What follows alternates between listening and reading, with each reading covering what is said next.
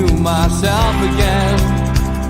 But it's the only way you're ever gonna learn. You look back and it's all in the past. I'm dwelling on the thoughts I cannot say to you. If I don't say the words, then maybe it's not true. And it feels alright when they come and say to you. Good morning, welcome to NUFC Matters with me, Steve Wraith. It is the professionals, and welcome to Stu, to Mitch, and a big welcome back to George. Have you got your internet sorted? Yeah, I hope so. Fingers crossed, Steve.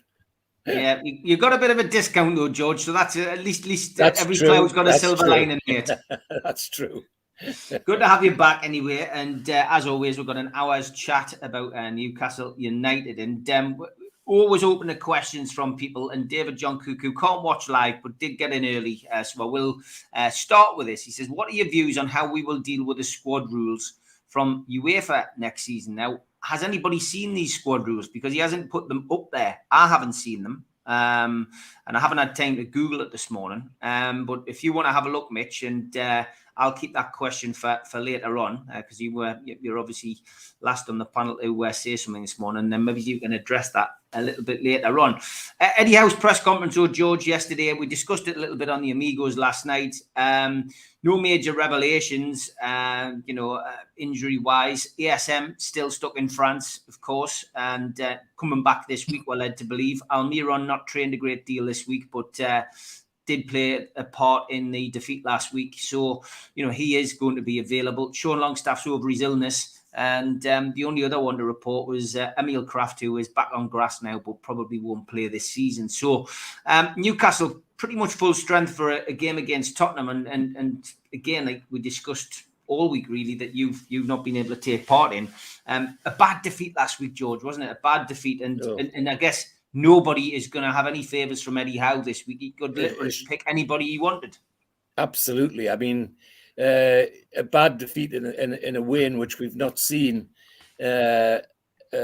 since Bruce was around, to be honest. That's how bad it was. Nobody came out of that match at all with any credit whatsoever. From the goalkeeper right to the outside left, were all missing in action in one way or another, and that was hugely disappointing. However, if you think of the previous 3 matches and before that, the energy that they put into it to get those victories. If somebody had said before those 4 matches that we would come out with 3 wins and a loss, I think everybody would have said, well, that's good form. I mean, it's only the 4th match we've lost in a year, for God's sake. But they've got to come back quickly. They've got to come back quickly tomorrow against Spurs.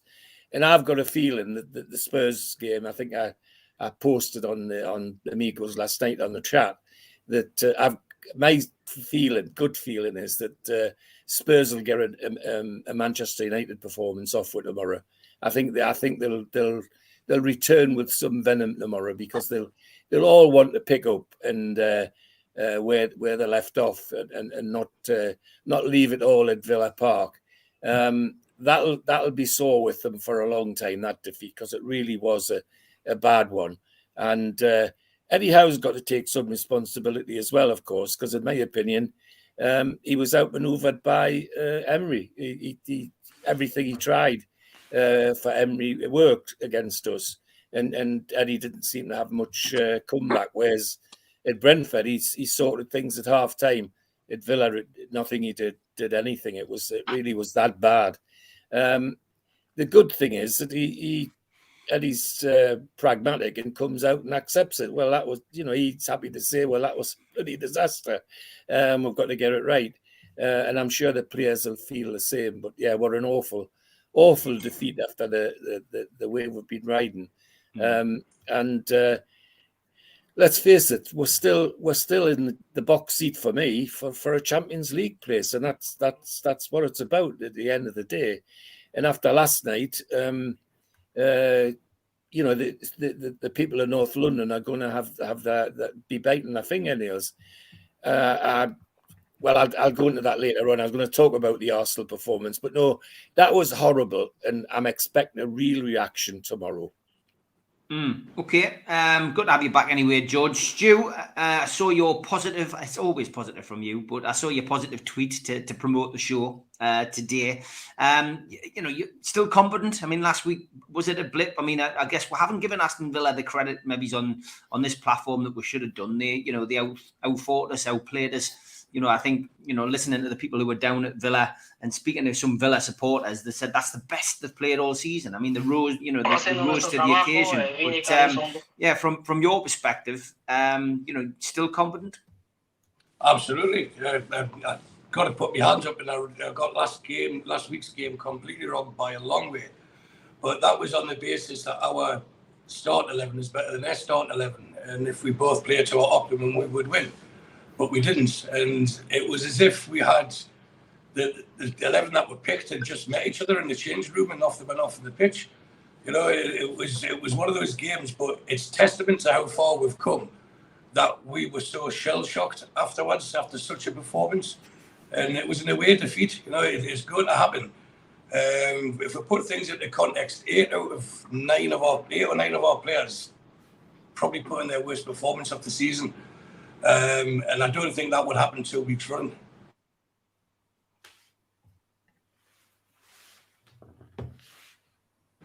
And then you've got to think them. It's been a joy, especially for us overseas. When people ask who do you support, you can say it with an immense amount of pride rather than an element of embarrassment, as there has been in the past.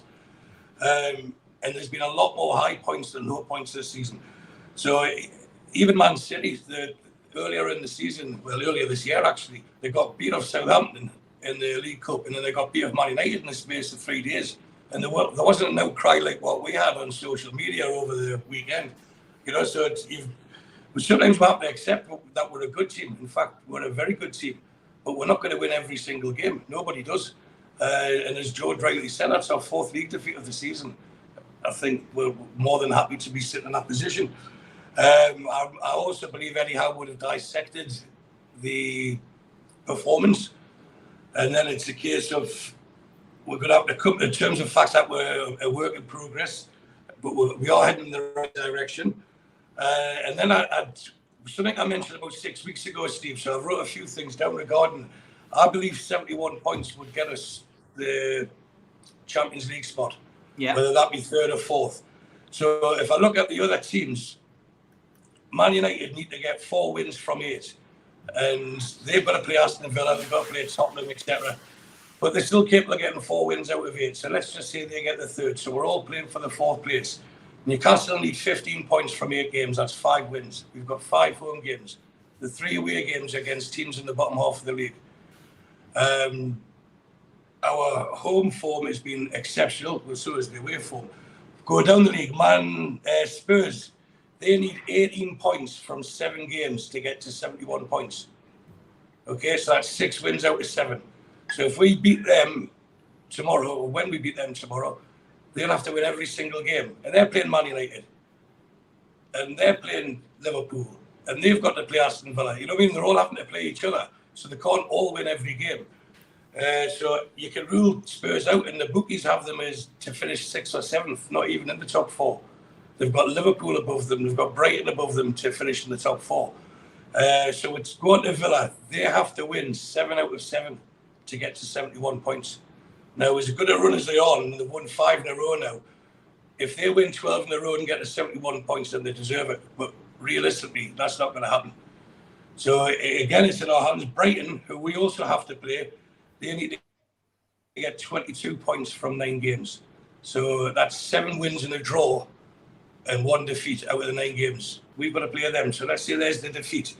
Have they got a squad size capable of playing twice a week, which will have to be playing for the next month? And then Liverpool, who we've always thought they're going to go on a run. They've got probably the easiest running of the lot of us. They have to win 8 out of 8 to get to 71 points. So if we win tomorrow, then it becomes 4 and 7. We'll beat Everton. It becomes 3 and 6. And 4 of those are at home.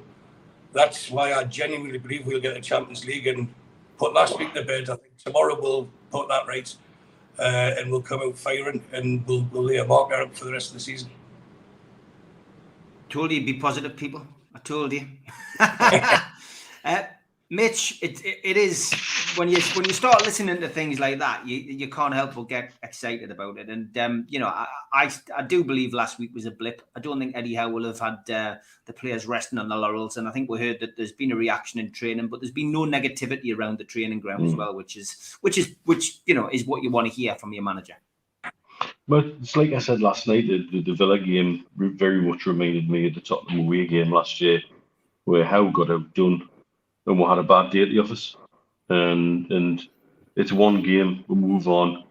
When you run the numbers like Stu does, it's hard to make an argument against staying positive. It really is. I know a lot of we're locked in this mindset that the wheels are going to come off and the world's going to come crashing in and everything's terrible and negative, but we're being conditioned like that. We've been conditioned to understand that good things don't happen to Newcastle United. And I think as soon as we as a fan base turn that around and become irritatingly positive to as many people as possible, then I think that's part of the transformation we need as a club.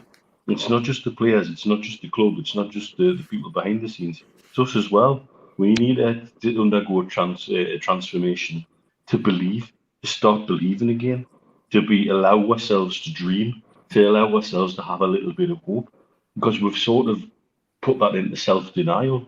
You know, we've spent 14 years walking around with hair shirts and flagellating ourselves for absolutely everything, and then flagellating each other when we get the chance to. And so it's all part of that transformation that we need as a club, top to bottom, to become of a winning mindset. And I think that's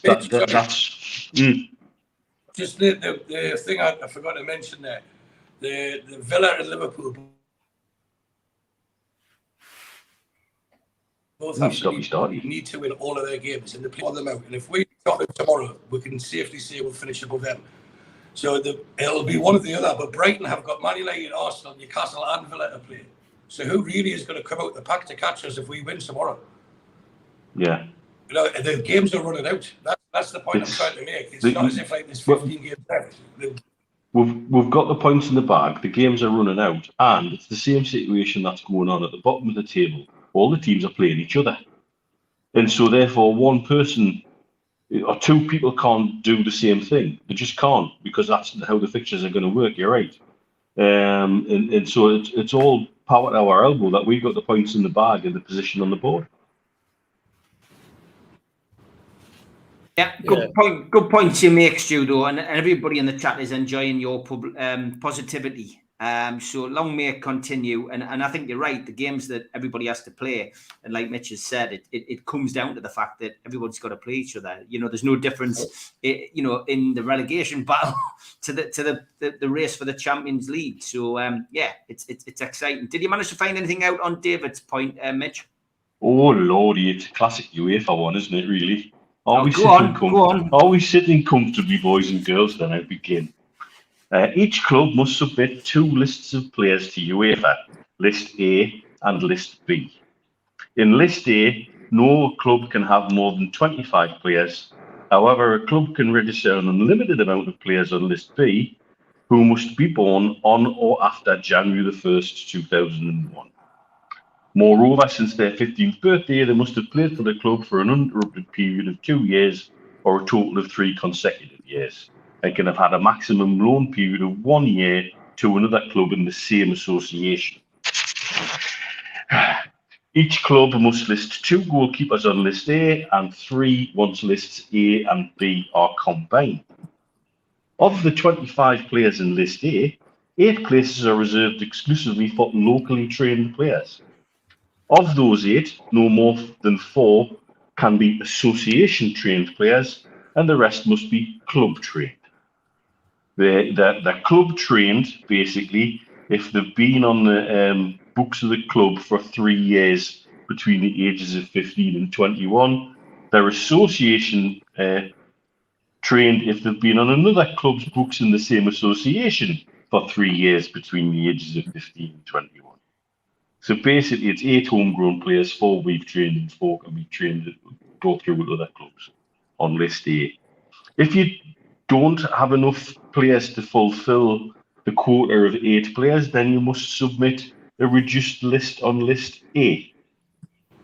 And then it goes on about January signings and when they can and cannot play, and what happens if a goalkeeper gets an injury. Basically, they can be replaced. That's pretty much it, But I think this boils down to, I think the point he's trying to make is the squad management we've had in the last few years, plus the lack of talent coming through the academy, means potentially we could be hamstrung a little bit by juggling between the lists.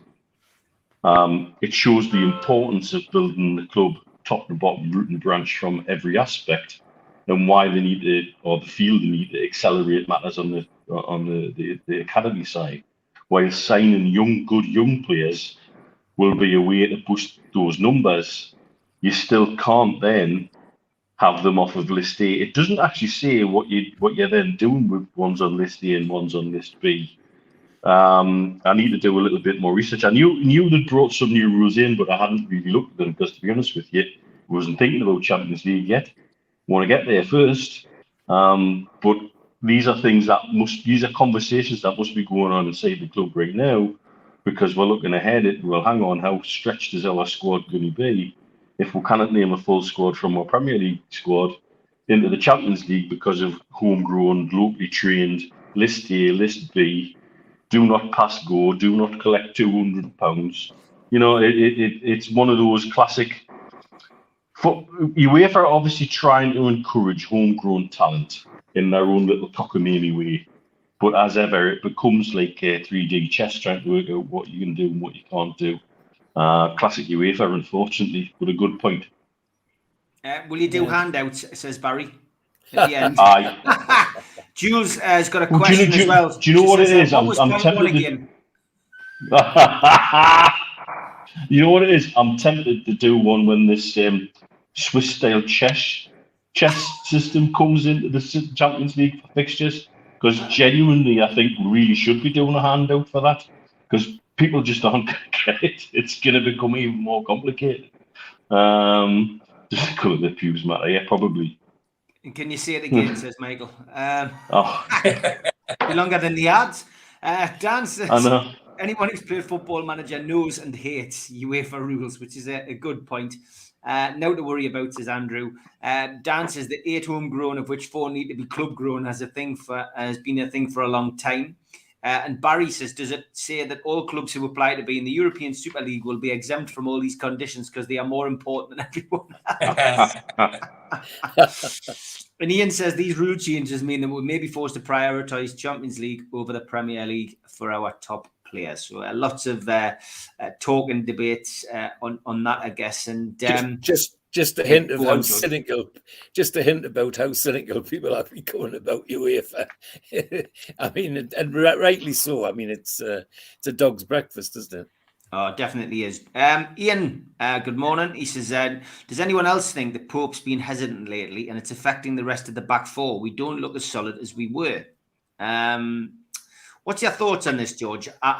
Anyone who watched Thursday's show with Super Mac will have seen me and him have an exchange of words about this. I'm still not convinced on Pope. We've not really seen anything from him because he's had such a good back four in front of him. I watched the game against Villa again because it's a good opportunity to see what Nick Pope's all about. He pulled off some good saves, it has to be said, kept the score down, but there is a hesitancy there. I would agree with you, Ian. Am I sure that he's going to be the keeper to take us forward in the next 4 or 5 years? Will Newcastle potentially bring in another keeper when it's when they've got the other positions that they need to sort out as a priority sorted? I would say they probably will. Is Pope going to be the keeper that wins us the league or wins us the first trophy? I really, really don't know. I see where Ian's coming from, George. Do you or not? Yes, because there's no doubt against Villa he was very hesitant, is a good word to use, in a way in which he hasn't been before. The thing that's in his favour, of course, are the stats. He's got the best goals saved and fewest goals let in of any goalkeeper in the Premiership. In fact, at the moment, of any goalkeeper in Europe, is my understanding, and that their stats that take a lot of beating. So he's got that in his favour. But yes, he has been a bit more nervous. And Saturday was, as I say, from one but outfield, the other people. I mean, my hero is Botman. But even he on Saturday was absolutely awful. He just didn't know where he was, and that applies to the others. He makes a good point. And I think the way in which our management have been managing this club, I would be amazed if they're not looking at somebody at least for a possibility to come in, because Saturday wasn't good, and it particularly wasn't good for Nick Pope. But the stats are in his favour. Yeah, stats are in his favour, Stu. Thoughts on Nick Pope? I mean, it's maybe a bit too early to call. I think what Malcolm didn't like was that I said it's why Pickford's England's number one. I think there is a hesitancy there, and unfortunately for him, whenever he's had what you would call a bad game, a game where maybe he's let a goal in, or the Villa game, for example, Gareth Southgate always seems to be there. And when he gets a chance for England, he plays in a team which which he hasn't got a great back four in front of him, and he hasn't had a great game. So I don't know. Malcolm didn't like the fact that I said Pickford was a better keeper. I think he's certainly got better distribution and kicking, that's for certain. But what's your view? Because I think a few people in the chat were a bit surprised as well that I said this. But I think if we're going to win, things, we will get another keeper. I think there'll be an upgrade later down the line. Well, coming from a long line of jokes against me for Scottish goalkeepers, I shouldn't really be discussing the English goalkeepers. But forget about England and Scotland. Concentrate on Newcastle. I would say, and against my opinion, I tend to side with Superback on this. I think Nick Pope's probably been the best keeper we've had in a long time.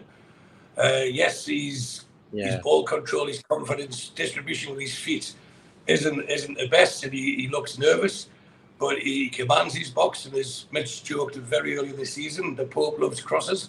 He's very confident when the ball comes in like that, and I think he's a better goalkeeper than Pickford. And if you watched the Arsenal game last night, the other one, Ramsdale, he made a glaring error. But maybe with Pope, his confidence is a bit knocked since the sending off.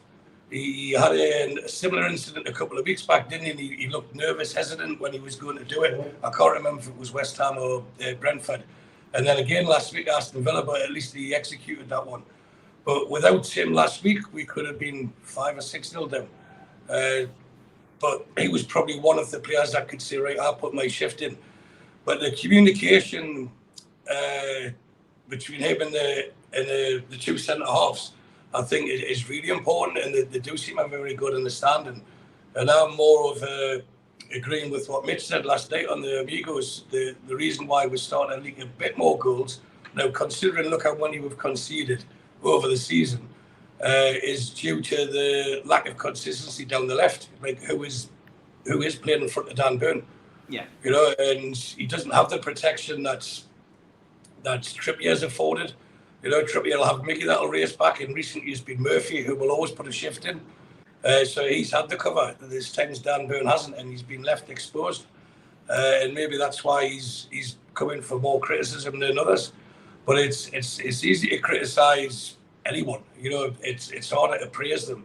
But I think these players this season should be not exempt from criticism, but it should be very, very sparing, considering what they've achieved. If we set at the start of the season, I think the general consensus was that we should be, if the top 6 was nailed on, we were in our own mini league with the likes of Leicester and Aston Villa, Wolves, and we're thrashed. We're ahead of them, comfortably ahead of all them, and we've broken the top 6.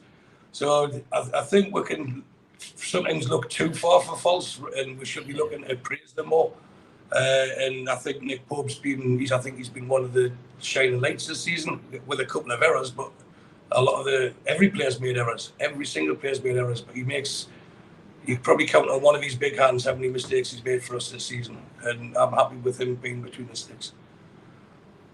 Yeah. Mitch, I mean, don't get us wrong. I'm not criticising Pope. I think he's been superb this season. I think the whole back four has. I think there was always going to be a run of games or a couple of games where the goals were conceded. We had it last week, and I've got to agree with Roger. I think Longstaff was a huge miss, and I think people have only realised how big a miss Longstaff was after last week's performance. I've got to agree as well. Somebody said that Fabian Schär, I think Dan, he says Fabian Schär was the main issue for him. He said he seemed to be in Watkins' dust all game, and Botman was constantly trying to cover him. Every highlight, Shaw's in Narnia left for dead. So I mean, I genuinely feel maybe you can't judge him too much on last week, but I do get where people are coming from. He's not a world class goalkeeper. Anybody, I'll tell you my theory on what's going on at the minute, and anybody who had the misfortune of sitting next to me in Brooklyn Bar over here over the last 5 or 6 weeks will tell you I've been banging on about communication. They look like they're not communicating effectively. They're just not communicating as effectively as they were at the start of the season. And I think that's what could lead into this seeming hesitation. And I think that's what's making it look like there's a little bit of disorganisation. I just don't feel that the communication's quite right at the moment. I don't know why. But I think if you go as far back as the situation Pope got himself in with the handball against Liverpool, I think they've not been communicating effectively as a back four and keeper since then. And I don't know what's changed, what the difference is. But if there's any twitchiness crept into that game, that's where it stems from, I think. If you look how many times Pope will come, go, stop. Pope's coming out for stuff, but he's not coming out with full conviction and commitment sometimes. And it crosses. I think he's not as dominant as he was at the start of the season. And so I don't know whether Pope lets things get under his skin. I remember Steve Harper used to. I remember being close to the goal when Harper was playing in goal for us, and he'd made a rick and would conceded a goal.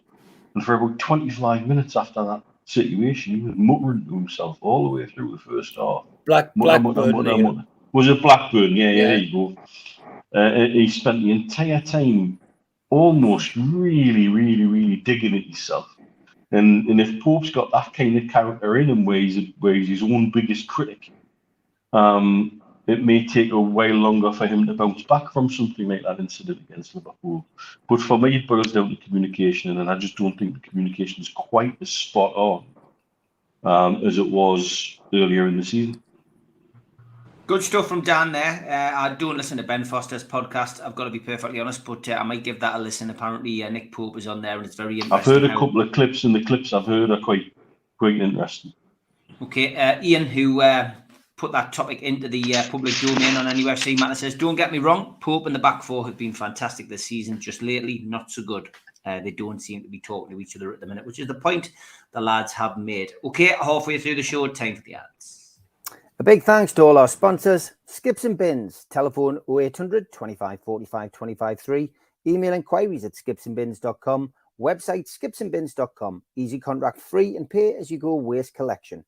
Thanks also to Mr. Vicky's, handmade in Cumbria. These sauces are really hot stuff.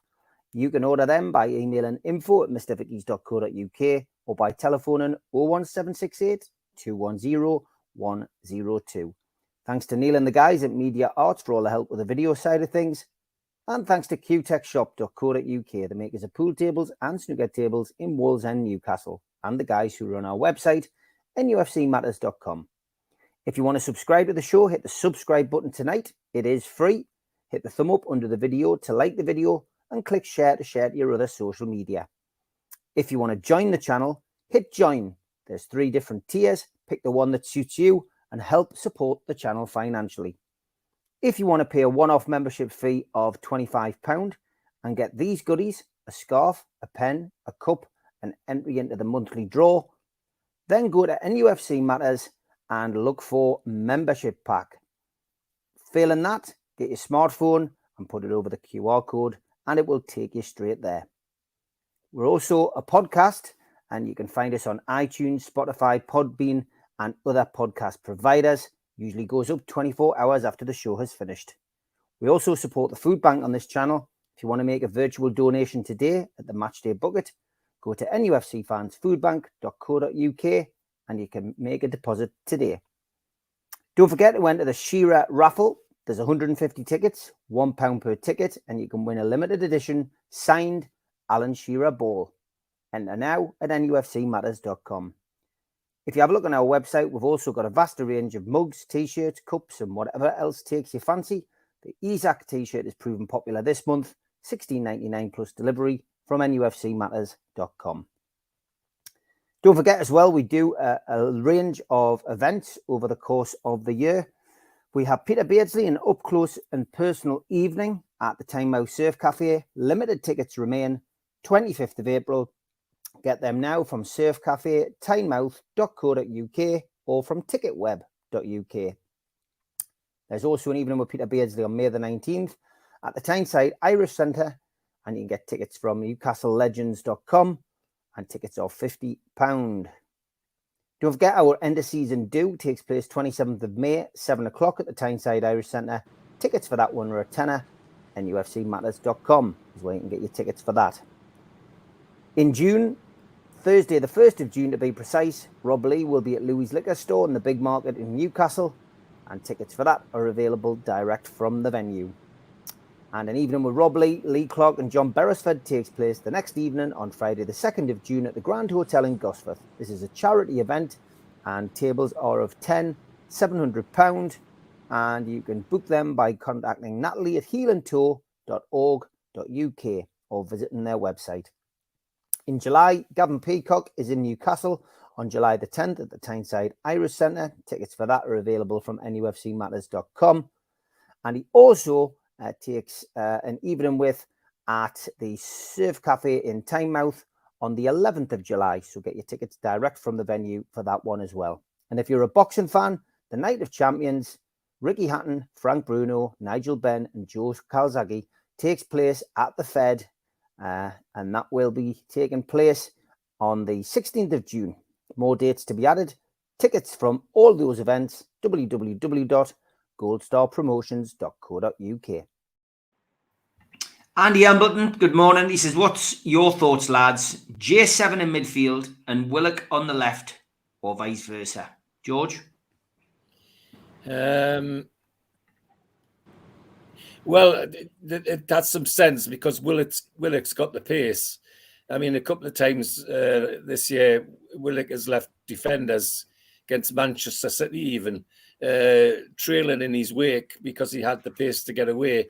It may be worth a try because if we're going to get the best out of J7, there's no doubt about it.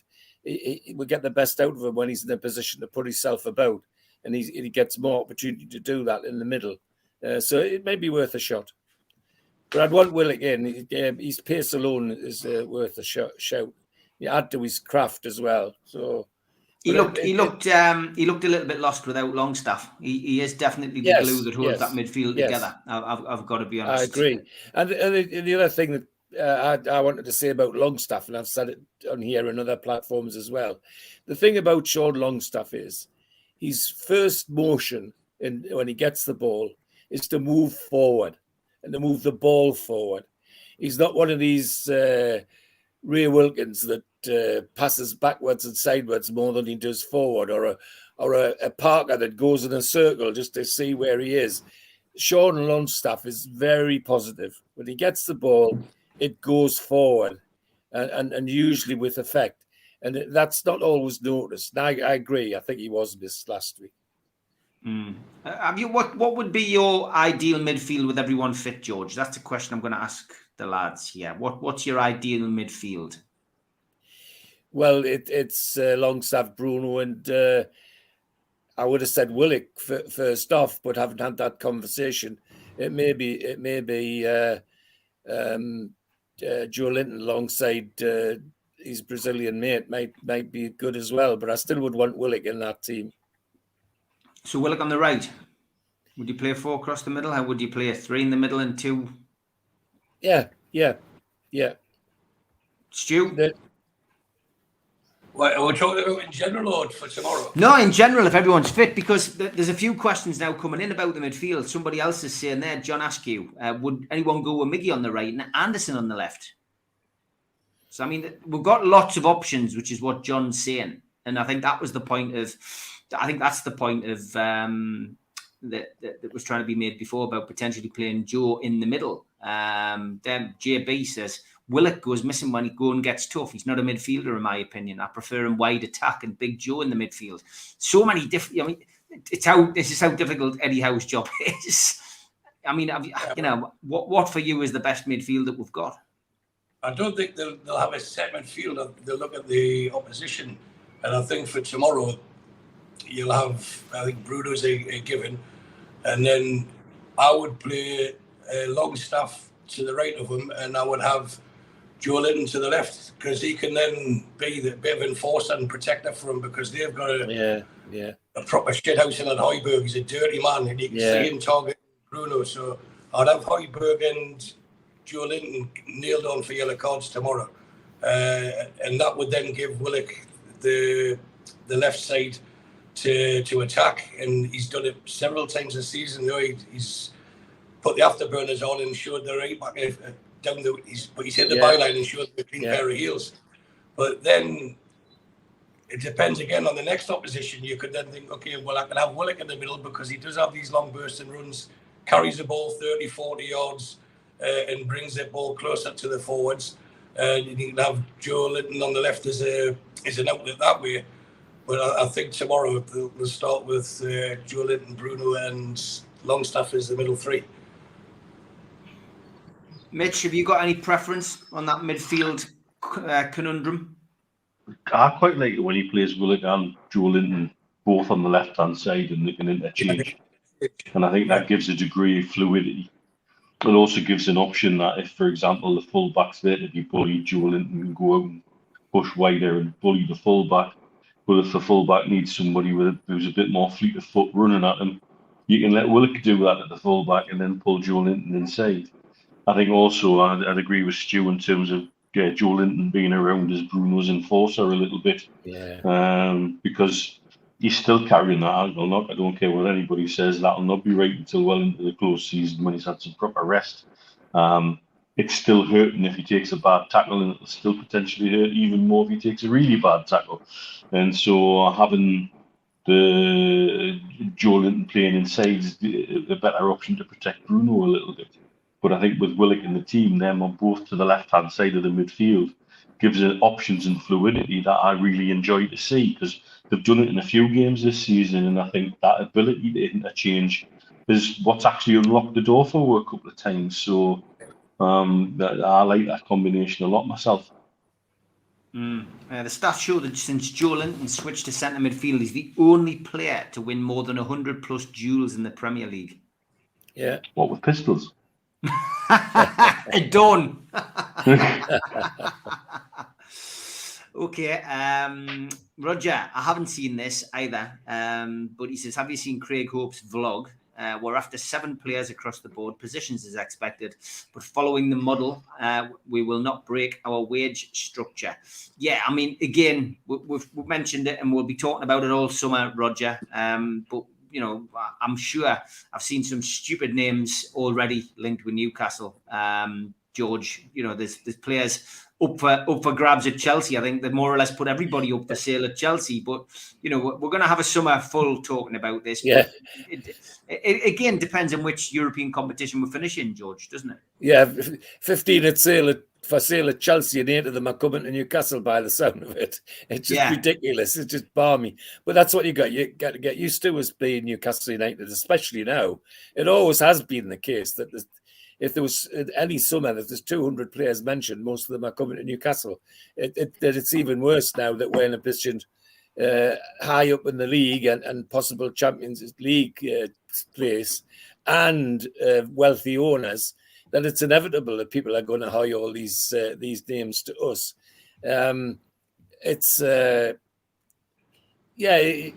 We just have to enjoy it as part of what I like is that it's good to think that they throw these things at it and have the knowledge that the ones we really want, we can afford. We want to. Some of the things that intrigue me are going back for that young centre forward from PSG, that we're trying to get. Do we want to take him again? I'm not sure on that one. I would. he had his turn for Newcastle United, and he decided to go somewhere else. Well, stay somewhere else. Yeah, stay somewhere else. Don't bother us now. So, but as I say, there's an element of pleasure I get out of all of this, where people are throwing all these names at us, and the fact is that if we want to, we can, and knowing how our management operate, when they do the choosing, they know who they want, and I'm happy to go with the process we've got, rather than live all these fairy tales the journalists produce, which are really fairy tales. I mean, the more I read it in the press, it irritates me. I mean, yesterday did you see the Athletic article about Spurs are now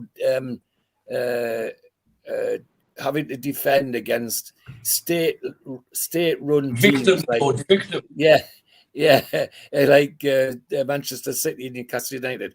How crazy! If you want to write an article about Spurs, ask Daniel Levy how he managed to get them £1 billion in debt, and that'll make good reading. But you know, all these weird things flying out the papers, including players. Well, some of it enjoying, and some of it's just irritating. Yeah, I mean, as I said earlier, we're going to have a load of transfer talk over the summer. So we'll get through the summer, Stu. From our perspective, we've got to, we've just got to make sure that we qualify for the Champions League first and foremost. And I think the rest will take care of itself, won't it? Absolutely. I know we talked last week about Declan Rice, but the more I think about it, he was offered $200,000 a week to stay at West Ham, and he refused it. So that's the sort of salary that they'd be touting for someone like him. And I think transfer budget-wise, we could afford him when we get the Champions League. But I just don't see us paying that sort of weekly salary, and then because that would then have a knock-on effect with not just existing squad but new people coming in. So you value him more than me. So I was more impressed with the fact that Mitch was looking down. George has got bad eyes, and they both missed your David Copperfield moment. Then it went green and everything. I promise him he did. To be honest, right? I do enjoy messing around with this at times, but it sometimes has a mind of its own. So just for people who didn't see it, now you see us. Now you don't. Yeah. Very good, that, isn't it? Then it went green. I was like, what's good? Well, it's like that. It's like Blake. To be honest, it's me Blake 7 moment. I do enjoy. It's like the teleport system. That's how they used to do it. Now I've worked it out. But there we go. Yeah, at least you were impressed. No, but regarding the transfers, I just think it's amazing and it's fantastic that we're being linked with all these players. All these players are wanting to be linked with us. It's the agents doing the work. We're all aware of that, and it's they're just doing their job, trying to get a better deal for their client. And by Newcastle, that will then alarm other people, because there was a spell when like West Ham seemed to be our competition with players, and whenever we were linked with them, they would want to buy them, or Everton would want to buy them. We're in a different league, well, the same league, but we're in a different competition now. We're now competing with the likes of Man City and Arsenal for players, and although they have a bigger lure to them, what we can offer these type of players is you're not going to be a squad player with us. You're going to be a starter. You can become a legend. You can make your own name. And with the internationals next year's, it's the Euros, isn't it? You need to be playing regular football, and we can offer that and offer Champions League football. And we've got the feel-good factor. The whole club, the whole city, is at one, embracing what a fantastic journey that we're on. And I don't think anyone in football would think this is us. We've reached our peak. The utopia is a lot further away from where we are at the moment, and we're only going to get better. So in that basis, I think we are more attractive, but I can't see them smashing wage structures for one player unless it's someone that could be justified, whether that be a Harry Kane or someone like that, someone who's tested and proven in the Premier League.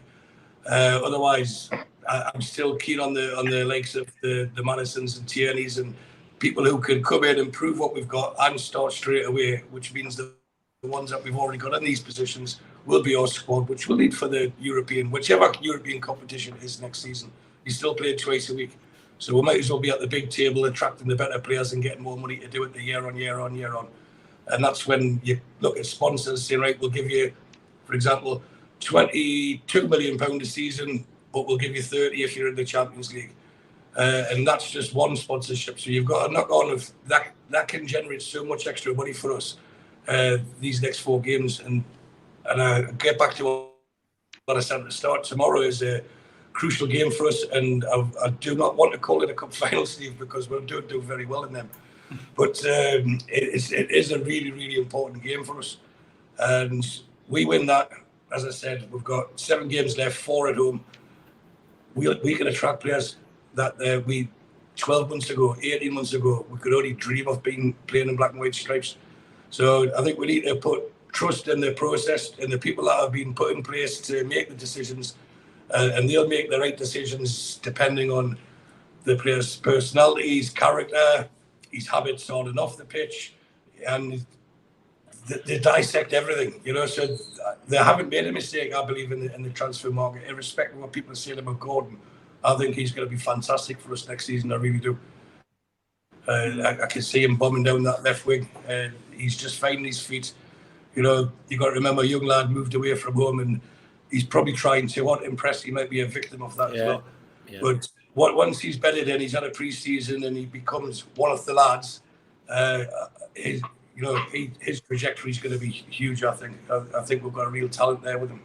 I agree, and he needs a summer with Eddie, doesn't he? I think as well. Yeah. I think that's the other thing he needs, because he's come in. It's a hard time to come in, in that transfer window, and then get an injury, and then get thrust into these big games. You know, missing out on a cup final as well would be, even though he had no part to play in getting to the cup final, and couldn't have played because he was cup tied. Just being in and around the club, not being able to play in a cup final, it'll have an effect on you. There's no doubt about it. And he's got to come in with a point to prove. But I agree. I think the summer will be important for Anthony Gordon. It's important for everybody, but important for him more than anybody else. Yeah, I mean, we will be covering the transfers, Mitch, in the summer. But it's it's already starting, isn't it? Silly season. Newcastle being linked with people like João Felix, Ekatike on a return, and get used to it. We're going to have a couple of months of that. Absolutely, and it's nice to be talked about in a more serious way, but we will be used. The name Newcastle United will be used by agents and by clubs, and we're not going to be drawn into that. I think that when we were discussing the squad lists for Champions League and European games, the signings have got to probably factor some of that in as well. Yeah. You know, like, have we got room to put them into a squad if we do this, if we do that? I think one thing's for sure is we can offer something very different.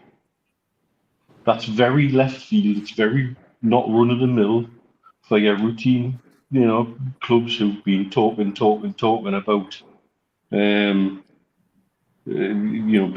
almost a God-given right to walk into the Champions League.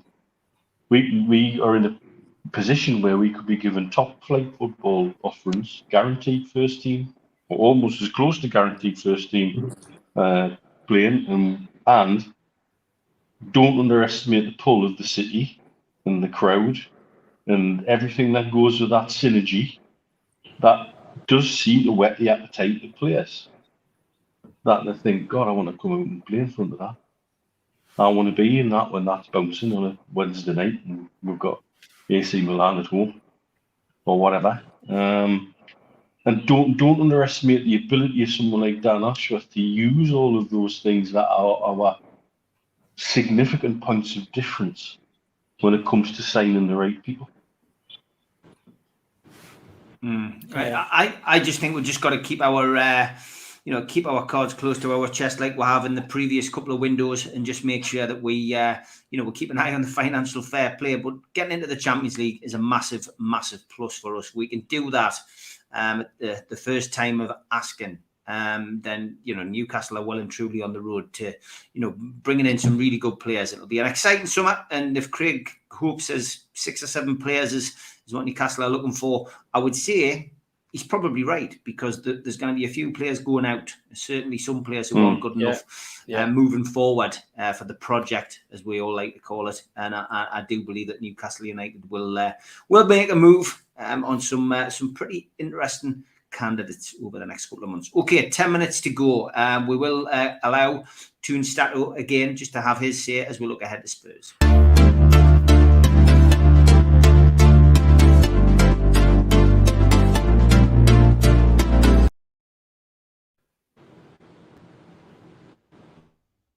Hello everyone.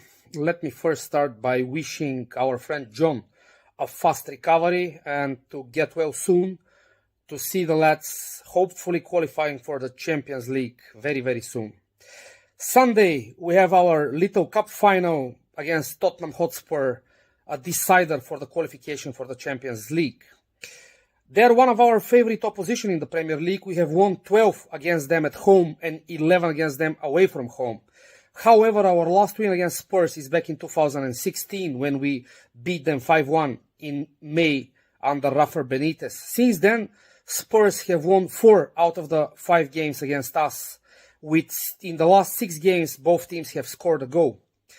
However, they are not very convincing away from home. In 15 away games in the league this season, they have won 5, drawn 5 and lost 5. And in their last 6 away games, 4 in the league and 2 in the cups, they haven't registered a single win.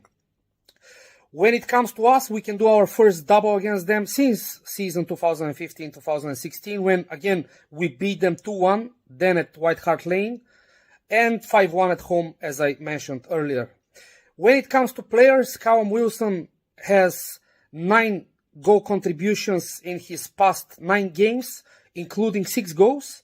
And with him in the starting lineup, we have a 56% win rate. As you well know, Miguel Almiron is our top scorer with 11 goals. Callum Wilson has 10 and Alexander Isak has 8. If he scores another 2, it's going to be the first season in the Premier League that we'll have 3 players scoring double-digit numbers for us. Let's hope for a win, guys. Away the lads. Great stuff as always from Andre. So Newcastle United take on Tottenham Hotspur at St James's Park tomorrow. It is a 2 o'clock kickoff and it is live, as most games seem to be, on Sky Sports. And we did get the injury news that ASM is still out, hopefully travelling back from France this week. Miguel Almiron has been involved in training, not to a huge degree, but should be okay. No reaction after his return from injury. And Sean Longstaff has back to full fitness after a touch of illness last week. The other person who I didn't mention earlier was Harrison Ashby. Of course, he had his under-21 debut on Monday, came up with an assist and a goal. But I would imagine that he won't be in the squad, but could be in the squad before the end of the season. Lucas Moura is suspended for Tottenham. Rodrigo Bentancur, Clement Lenglet, Emerson Royal, Ryan Sessegnon and Yves Bissouma are all out injured. Ben Davies is doubtful. Tottenham, of course, have a win and a draw and a defeat for the interim boss, Christian Stellini, in his first 3 games in charge after the departure of Antonio Conte.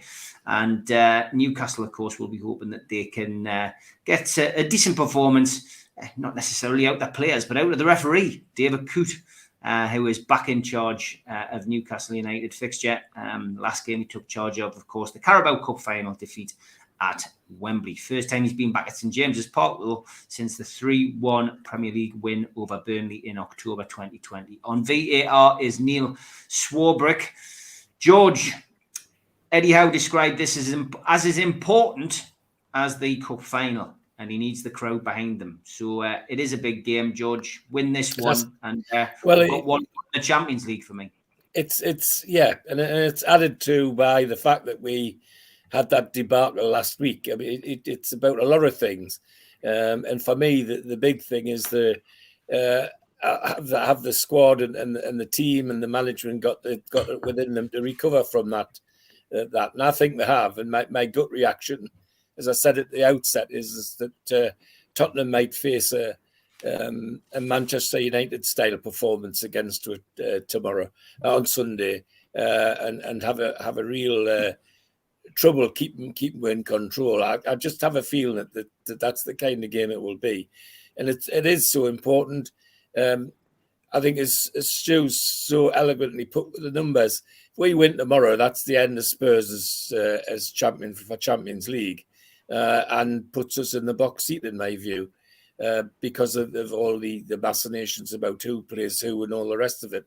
So yes, it is a big game for us, and it is every bit as important as a cup final from that point of view. But I keep going back to where I started. 4 games lost in a calendar year. A lot of teams have won the title, not just Champions League, having just lost 4 games. So let's keep the positivity going, and I think we'll pick it up again tomorrow and show Spurs the road home. I desperately hope that VAR doesn't play a huge part in the game, but after seeing some of the more recent ones, it's difficult to avoid it. But the thing about VAR for me is sometimes it's there, and other times it's there and it isn't there, because there was some things going on in last night's game which, in my view, should have been pulled up by VAR and weren't. So I'm confident that we'll have a good game tomorrow and come out on the right side and put an end to Spurs' Champions League aspirations. Can I have a prediction from you, George? Yes, 3-0. 3-0. Okay. Yep. For those of you who didn't watch the Amigos last night or have yet to catch up, I went 2-1. As I've been quite cautious in recent weeks, but I'm going to go for a 2-1 win to Newcastle. Stu, who often goes for the same old scoreline, it looks like some people are coming around to your way of thinking, certainly for this week, and it's time for a Penman weekend, a few people are saying, Stu. Yeah, it would be nice, wouldn't it? I think the referee that you mentioned was the last time we won 3-1 as well. So, yeah, stars are aligning, as they say. It was nice of Keith last night as well. So I have to say, cheers, Keith, for mentioning that I minted, if only. I tell you, I wouldn't mind being a penny behind him, that's for sure.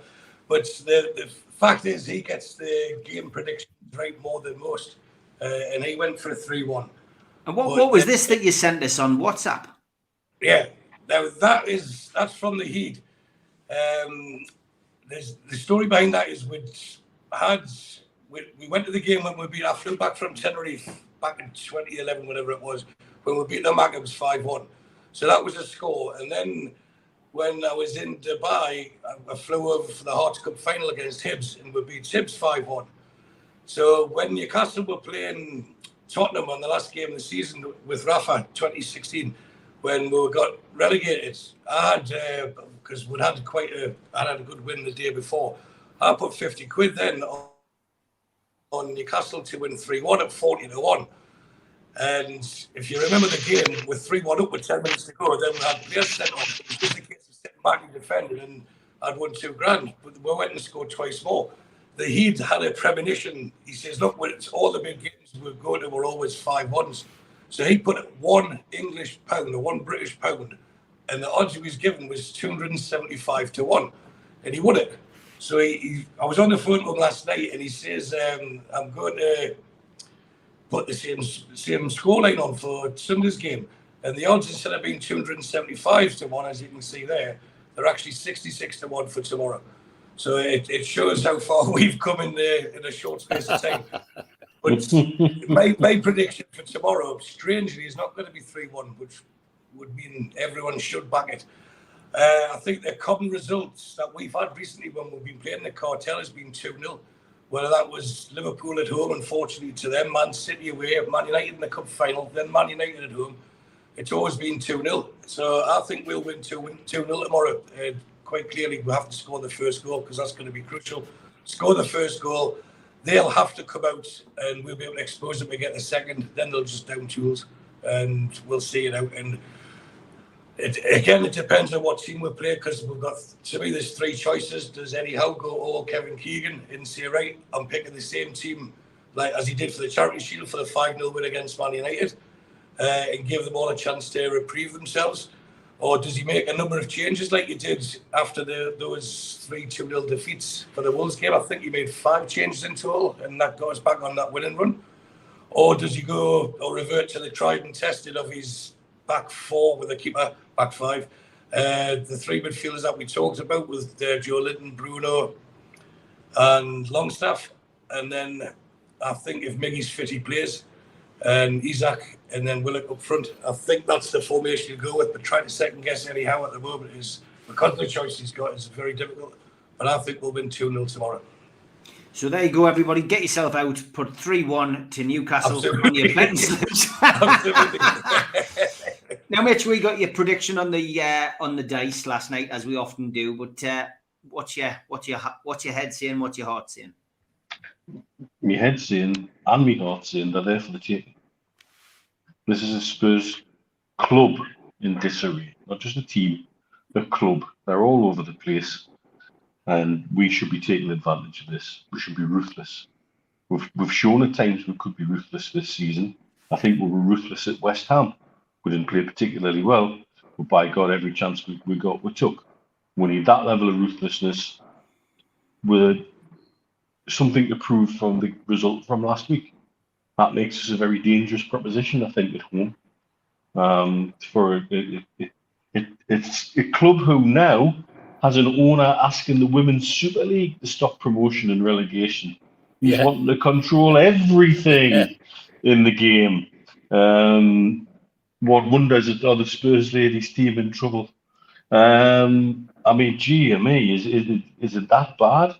Certainly, Levy seems to have this idea that he can call all the shots all the time, and he's put his club close to $1 billion in debt. And how they're going to do that without Champions League money next season, and how they're going to deal with that, God only knows. They're not going to be very happy. They've been an unhappy ship. Unhappy ships don't become happy overnight. We know about that firsthand. How long did it really take Eddie Howe to turn everything around once he came in? And there wasn't a dead cat bounce. It was a slow and steady progression, getting better. Now look at where we are. So tomorrow's a time for us to be ruthless, to go out and shake the dust out and get rid of the cobwebs from last week and put that behind me and put Spurs to the sword. Okay, well, it's all positive here, all confident. Let's hope Newcastle United can do it tomorrow. I will have a show tomorrow morning, but it's a pre-record with Liam Kennedy. Already done it. It's in the bag. 9:30, so you can all have that while you're having your breakfast before you head over to St James's Park. And we will be back with a fans forum, usual time, with George, back with his wonderful new internet at 6 o'clock. And finally, Stu, just between you and I can confirm that is a Russell Hobbs. Take care, guys. Have a great weekend. Yes.